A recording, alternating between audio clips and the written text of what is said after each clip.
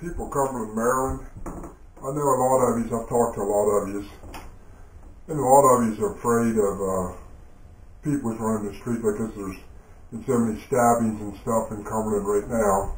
I'm from West Virginia, but believe you me, a lot of you know me. I'm in Cumberland, Maryland more than I'm anywhere else. But the thing is, people's afraid to walk the street now because they're afraid they're going to get beat up or stabbed. And like over by Virginia Avenue Sheets, there was a girl beat really bad here a while back, and she's still recovering from it. And there was two other girls that beat her really bad. And the thing about it I want to tell you today is, and this is going to be really frank and to the point, you need to take back your city, but you need to learn not to be afraid. I mean, I know you don't want to walk the streets now in dark because you're afraid you're going to get beat up or stabbed or something. There's things you can do. And the Cumberland City Police, they're doing the best they can.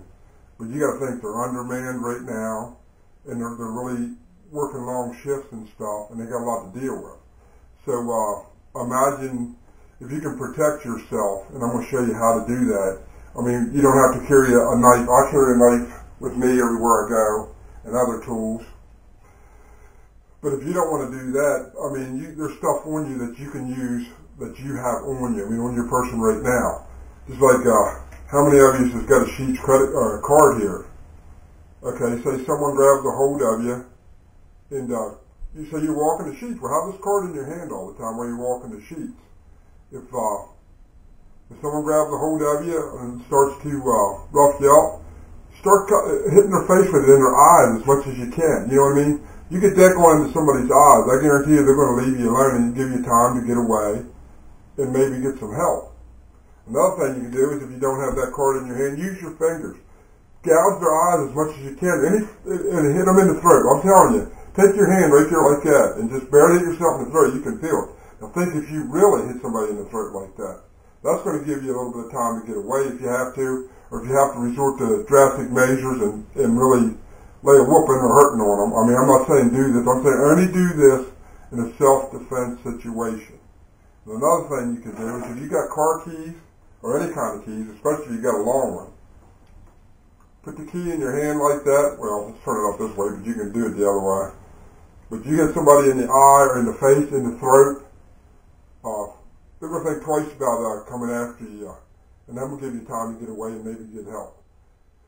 I know it's a shame that Cumberland City, you got to be afraid to walk the streets. And a lot of people says, well, it's from the prisons coming here. I agree. Probably part of it is from the prisons coming here. But a lot of the people that's causing the problem are people that's lived in Cumberland City all their lives. It has nothing to do with the prison. But I agree, there is some from the prison, that does that.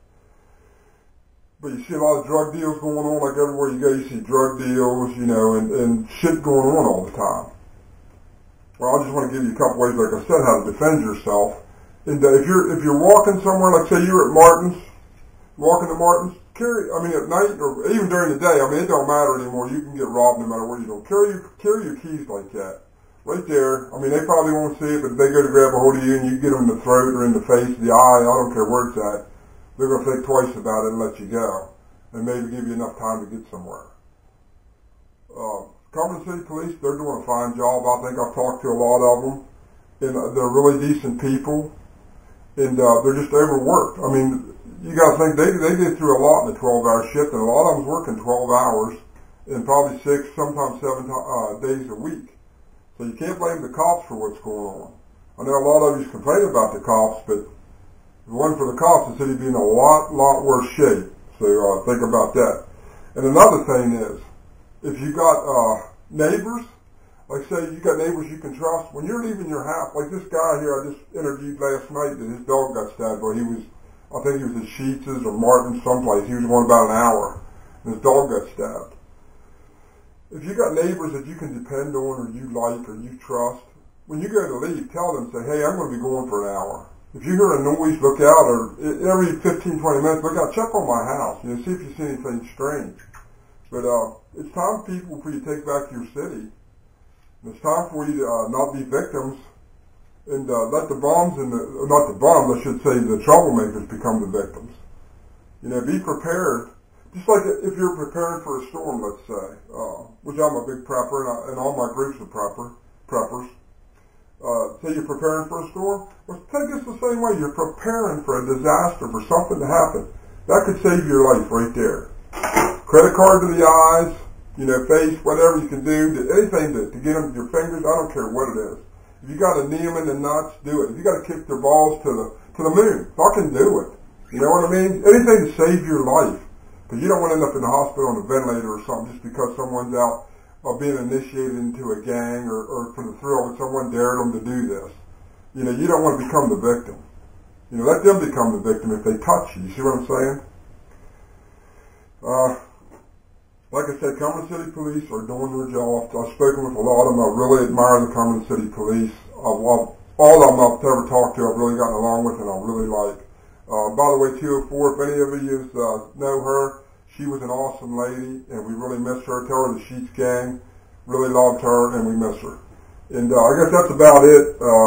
Like I said, I carry a knife on me everywhere I go, but I know a lot of people don't want to carry a knife, and a lot of them, you know, I don't know why they wouldn't want to carry something, but a lot of them think it's against the law. Well, you know, you can call the Cumberland City Police up and ask them what you can carry and what you can't, but I guarantee you can carry this.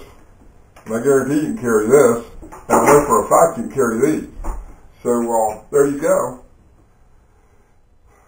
Go out there, you know, take back your streets. Don't be afraid to walk the streets. And if you do go out, walk in 2s, 3s, say 4s, and really be, let's say, conscious of your surroundings. Pay attention to what's going on. If there's two of you, like a husband and a wife, have some kind of a word that nobody else would realize, but like you say, oh, it's a beautiful day out. Let that be a sign to them that there's something going on around you and you want them to pay particular attention, that there's something, you feel like there's something going to happen. Because that'll work. I do it with my wife and the people we hang with.